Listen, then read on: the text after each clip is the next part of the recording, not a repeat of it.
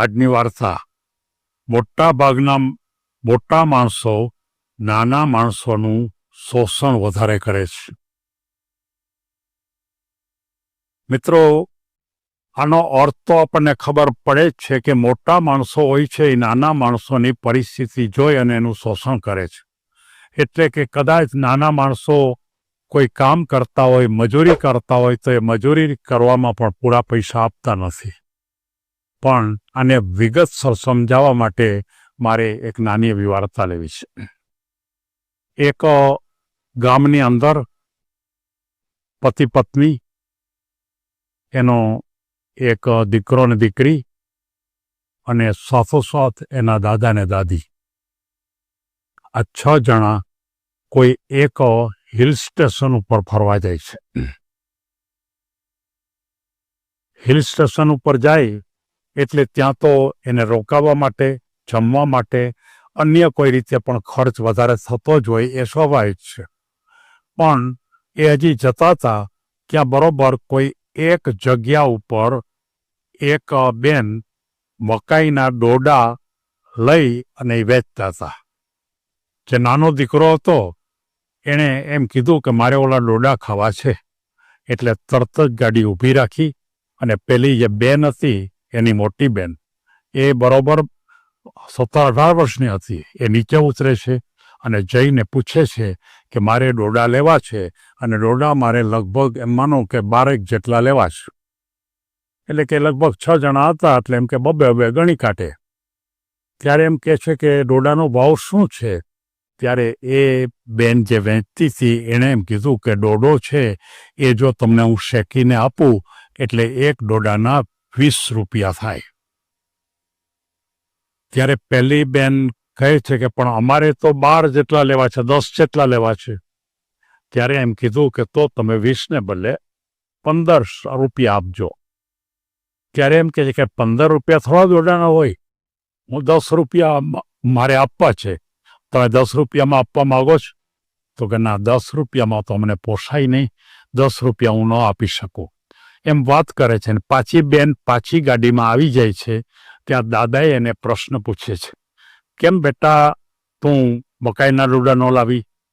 તો કે એ બેન છે ને એ એક ડોડાના 20 રૂપિયા કહે છે. મેં એમને કીધું કે 8-10 લેવાના છે, વધારે લેવાના છે, તો તું મને કેટલા દઈશ? તો એણે કીધું 15 રૂપિયામાં. ત્યારે મેં એમ કીધું કે 10 રૂપિયામાં આપવા જ? જો 10 રૂપિયામાં આપવા હોય તો તું મને આપી દે. ત્યારે એમ દાદા એમ કહે છે કે બેટા તે ના પાડી દીધી? તો કે મેં તો ના પાડી દીધી. ત્યારે એ કે દાદા એને એમ કહે છે બેટા મારે તને એક વાત બતાવી છે. પહેલાં એના દીકરા હતા, એને એમ કીધું કે ગાડી ચલાવતો નહીં, હમણાં થોડીક વાર ઊભો રહેજે. અને એ દાદા એને વાત કરે છે કે આપણે આપણા ગામથી અહીંયા આવ્યા, ગાડીમાં આવ્યા, ગાડીની અંદર આપણે અહીં સુધી પહોંચવા માટેનો કેટલો ખર્ચ થાય? અહીંયા આપણે રૂમ રાખશું જઈને હોટેલની અંદર, એમાં આપણે કેટલા પૈસા આપવા પડશે? ત્યાં આપણે જમવા જવું પડશે, ત્યાં કેટલા પૈસા આપવા પડશે? આપણે કદાચ માનો કે કંઈક બહાર ફરવા જશું તો ત્યાં કેટલા પૈસા થશે? તો ત્યાં કોઈ દિવસ ભાવમાં તમે વધઘટ કરો છો? હોટેલવાળાને એમ કહો છો ખરા કે ના, તમે માનો કે 500 રૂપિયા કહો છો રૂમના, પણ અમે 400 આપશું, એમ કહો છો? તમે જમવા જાઓ છો કોઈ લોજમાં, કોઈ રેસ્ટોરન્ટમાં, તો તમે ત્યાં એમ કહો છો ખરા કે જમવાના તમે માનો કે 200 રૂપિયા લો છો, અમે 150 આપશું? તો કે ના, આપણે એવું કહેતા નથી. ત્યારે એણે એમ કીધું કે તો પછી પેલી બાઈ છે એ માત્ર ડોડા વેચીને પોતાના કુટુંબનું ભરણ પોષણ કરતી હશે, એને બીજી કોઈ આવક પણ નહીં હોય. એના તમારા જેવડા એને છોકરા પણ હશે, અને એ છોકરા માટે ખર્ચ પણ થતો હશે. તો પછી તમે એની પાસે ભાવ ઘટાડવા માટે શું કામ કહો છો?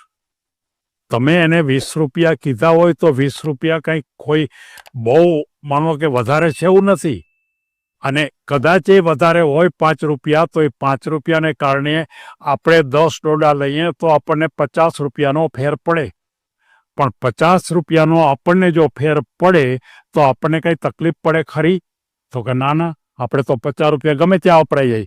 તો કે તો એ બેન છે એને 50 રૂપિયાનો ફેર પડે તો આજે આખો દિવસ કેવી રીતે ચલાવવું એને માટે આખો એક પ્રોબ્લેમ થઈ જાય.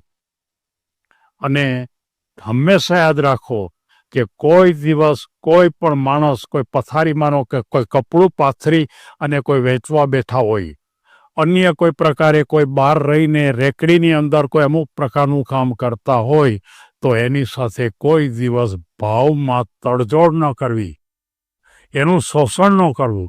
કદાચ 2-3-4 રૂપિયા વધારે અપાઈ જાય તો એમાં કંઈ વાંધો પણ નથી, પણ એની સાથે કોઈ દિવસ તડજોડ ન કરવું. દાદા ફરીવાર એમ કહે છે કે દીકરી તારી વાત 100% સાચી છે કે અત્યારે માણસો ગાડી જોઈ અને પહેલેથી જ ભાવ વધારે કહે છે, પણ એ વધારે કહે છે ત્યારે એની અપેક્ષા ગાડીવાળા પાસે એવી હોય છે કે એ આપણને થોડુંક વધારે આપે. કોઈ ચાલતો માણસ કે ગરીબ માણસ છે ને વધારે નહીં આપી શકે, અને આપણે બીજે ક્યાંય ઓછું કરી શકીએ એમ નથી. તો આ બિચારા જે ખરેખર આ પ્રકારે જે વેચતા હોય, ઘરે ઘરે આવીને આપણને વેચવા માટે આપી જતા હોય, આપણે ઘેર ફેરિયાઓ આવીને કાં આપણને વેચવા માટે આવતા હોય, તો શક્ય ત્યાં સુધી એની પાસે કોઈ દિવસ ભાવમાં તડજોડ ક્યારેય કરશો નહીં. અને સાથોસાથ આપણે જરૂરિયાત હોય એના કરતાં પણ 5% 10% 15% જે તમને પોતાને યોગ્ય લાગે એવું વધારે એની પાસેથી લ્યો. અને આ વાત મારા જીવનનો એક નિચોડ છે કે જીવનની અંદર આપણે નાના માણસોનું કોઈ દિવસ શોષણ ન કરવું. નાના માણસોને થોડુંક આપવું, બહુ જાજુ આપવું એમ નથી કહેતો, પણ એના હિસ્સાના ભાગમાંથી આપણે કાપ ન મૂકવો. અને કદાચ તે બહુ વધારે પ્રયત્ન કરીને એમ કીધું હોત કે ભાઈ ના હું એટલું તો નહીં જ આપું, હું 12 રૂપિયા જ આપીશ, તો એ આપી પણ દેશ. પણ એને ખબર છે કે 10 રૂપિયામાં ન શક્ય બને, એટલે પોતાને સારા ઘરાક આવ્યા હોવા છતાં પણ એણે પોતે ઘરાકને જવા દીધા. અને ઘરેકને જવા દીધા એનો અર્થ એ થયો કે એને એ જે ડોડા હશે એ ડોડા 10 રૂપિયામાં પણ પડતા નહીં હોય. તારે આવું ન કરવું જોઈએ. આ પૈસા એ આપે છે 200 રૂપિયા, અને તું જઈ અને ડોડા જેટલા જોતા એટલા લઈ આવ, અને પછી પાછા પૈસા પણ પાછા લેતી નહીં. દાદા એમ કહે છે. અને તું જા. એટલે એને તરત જ જાય છે નીચે અને એમ કહે છે કે મને 10 ડોડા આપો, અને 10 ડોડા માટે 200 રૂપિયા જ થાય. એટલે આ 200 રૂપિયા હું લાવી છું, પણ મારે 10ને બદલે મને તમે 8 ડોડા આપજો. અને એ 8 ડોડા લઈ અને એ 200 રૂપિયાને આપી દે છે. અને એના દાદા એના જીવન શિક્ષણનો એક બહુ અગત્યનો પાઠ એને શીખવાડ્યો. મારે તમામ માતાઓને કહેવું છે કે તમારે તમારા સંતાનો સાથે વારંવાર બહાર જવું પડતું હશે. તમારા સંતાનોને ફરવા વખતે તમારે બહાર લઈ જવા પડતા હશે, ત્યારે તમારે ઘણા બધા ખર્ચ પણ કરવા પડતા હોય. તમારા પૈસાને ઉડાવી દો એમ હું નથી કહેતો, તમારા પૈસાને ફેંકી દો એમ હું નથી કહેતો, તમારા પૈસાને કોઈ તમારી પાસેથી વધારે છીનવી લે એમ પણ હું કહેતો નથી. પણ હું માત્ર આ વાર્તા દ્વારા એટલું જ કહું છું કે કોઈ પણ નાના કામ કરતા માણસની પાસે આ પ્રકારે તંત ન કરવો. પછી શાકભાજી વેચતા હોય કે રેકડીમાં કોઈ બીજી અન્ય વસ્તુ વેચતા હોય કે પાથરણા ઉપર કંઈ વેચતા હોય, એવા તમામ માણસોને કોઈ દિવસ શોષણ ન કરો. આ એક જીવન શિક્ષણ તમામ માતાએ પોતાના સંતાનોને આપવું જોઈએ, એમ મારી પોતાની લાગણીઓ વ્યક્ત કરું છું. સૌને ધન્યવાદ.